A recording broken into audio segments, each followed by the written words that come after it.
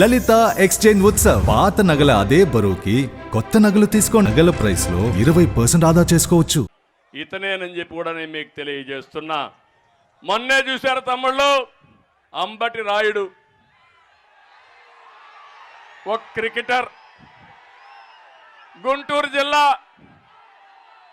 పాపం ఆశపడ్డాడు, తప్పు లేదు. జగన్ మాయగాడున్నాడు, మాయ చేశాడు, నీ గుంటూరు పార్లమెంట్ ఇచ్చేస్తా అన్నాడు, పోయి పని చేసుకోమన్నాడు. ఏం తమ్ముళ్ళు అంతవరకు బాగానే ఉందా?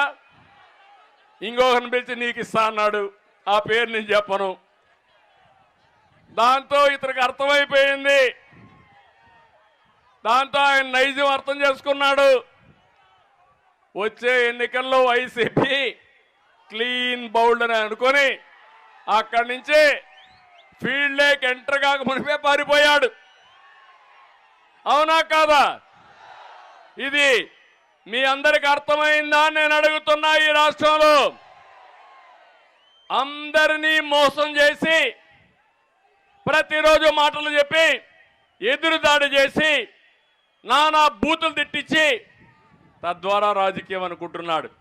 నిన్న మొన్న కూడా చూశారు, ఎవడు నన్ను ఎక్కువ తిడితే, ఎవరు పవన్ కళ్యాణ్ ఎక్కువ తిడితే, ఎవరు లోకేష్ని ఎక్కువ తిడితే వాడికే సీటు. ప్రజలకు సేవ చేసిన వాడికి కాదు, ప్రజల్లో అభిమానం ఉండేవాడికి కాదు, డబ్బులకు రాజకీయంగా తిట్టేవాడికి ప్రాధాన్యత ఇచ్చేవాడు ఈ ప్రపంచంలో ఎవరన్నా చూశారా అని మిమ్మల్ని అడుగుతున్నా. ఇప్పుడు ఇక్కడ చూశారు విజయవాడలో, విజయవాడ వెస్ట్ ఆడొక ఎమ్మెల్యే ఉండేవాడు, ఇప్పుడు ఉన్నాడు కొబ్బరి చిప్పల మంత్రి.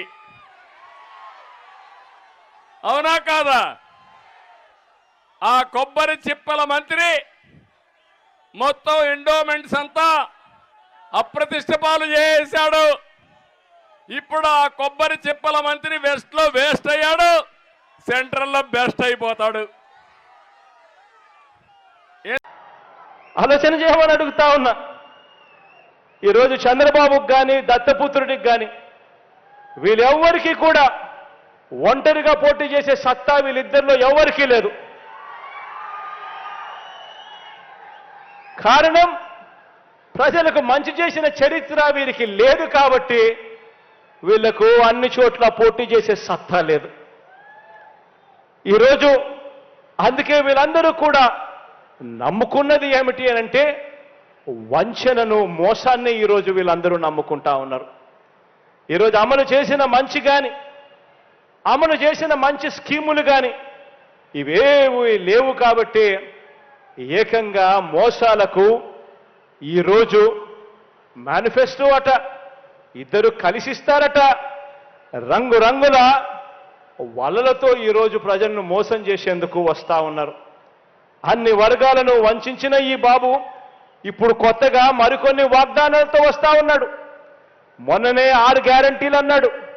అందరితో జగన్ను ఢీకొట్టలేమో అని వాళ్ళంతటి వాళ్ళే ఆలోచన చేసుకొని ఈసారి ఉమ్మడి మేనిఫెస్టో అని చెప్పి మళ్ళీ ప్రజలను మోసం చేసేందుకు బయలుదేరారు.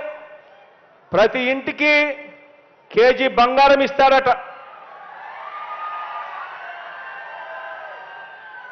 ప్రతి ఇంటికి ఒక బెంజ్ కారు కొనిస్తారట.